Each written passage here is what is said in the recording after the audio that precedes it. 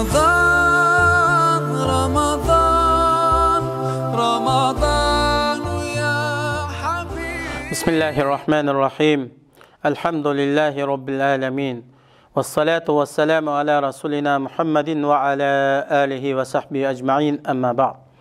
Esselamu aleyküm ve rahmetullahi ve berekatuhu. Hürmetlik ustazlar ve kırındaşlar, Ramazan'daki gündelik soğuğat programımızın 27. bölümü Ey insan, ölümünü unutma. Hakikaten ölüm seni unutmaydı. Allah Subhanahu ve Teala Kur'an-ı Kerim'de şundaktaydı. Euzu billahi mineşşeytanirracim.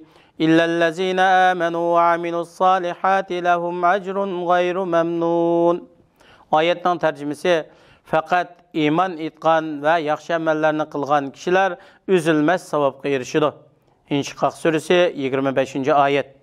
Hakikaten Allah Teala'ga, Allah'ın Resulü'ga, Allah'ın kitabıga iman etgan, Allah üçün çin dilinden yaxşı amellerini kılgan müminler üçün üzülüp kalmaydıgan, çeklenmeydigan katta ecri sevap var. Ebu Zer Gafari radıyallahu anhu'dan bayan kılıngan hadiste Peygamber Ekrem sallallahu aleyhi ve sellem mındak degen: Kırındışının yüzüge külümsirep bakışın mı sadika? Yaxşılıkı buyurup yamallıktan çekdişin mı sadika?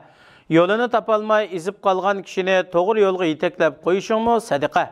Kişilerinin yollarından taş, tiken, soğak katarlık kişilerge aziyet etadigan narsalarni ilvetişin mu sadika? Özünün çiligiden kırındışının çiligiga su kuyup birişin mu sadika? Hikaye. Bu vakalik asasen O'rta asrda, yani 16. asrda Germaniyaning bir shahrida yoki bir yezisida yuz bergan. Bu yerda bir kichik bola bo'lib, uning ismi Javus edi. U bek zirak, aqlliq o'quvchi bo'lib, buning zirakligi odatdan tashqari edi.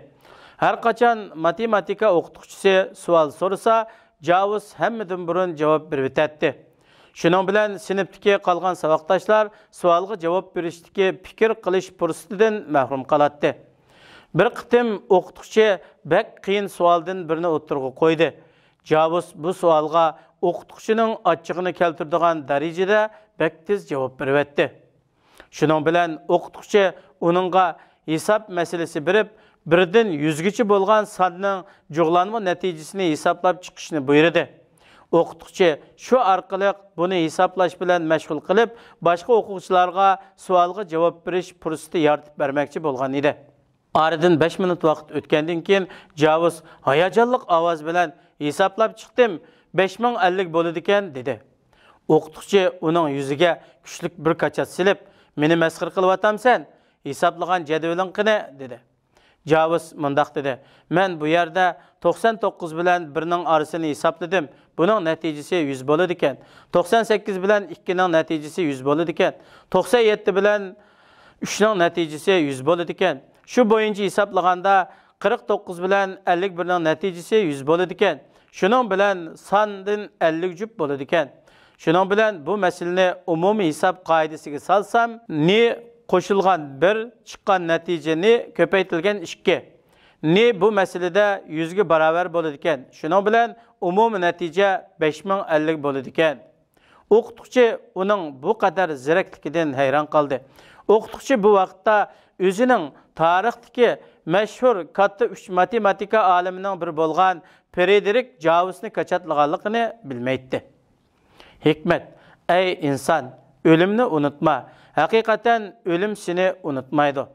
Dua: Rabbim, fasık zalim kavim üstüden bizge galibi nusret ata kılsıla. Ey Allah, bizni salihlardan ve ıslah kılgıçlardan kılsıla. Bizni muhsinlardan, yaxşı kılgıçlardan kılsıla. Fikir: Hakiki muhsin, yaxşı iş kılgıçlardan buluşqı tirişaylı. Hasan Basri rahimahullah mındaqdaydı: Yaxşılık degen şamal, yağmur, quyosh ve ayga o'xshash umum bo'ladi, xususiy bo'lmaydi. Mu'minning boshqalarga manfaat yetkazishi va yaxshilik qilishi hammani o'z ichiga oladigan umum bo'ladi. Ma'lum bir ish yoki ma'lum bir shaxs yoki ma'lum bir o'ringa xos bo'lmaydi. Muhsin degan har qanday joyda bo'lsa, yaxshiligi va xayri ihsoni ko'p bo'lgan, qayerga borsa kishilarga manfaat yetkazadigan kishidir.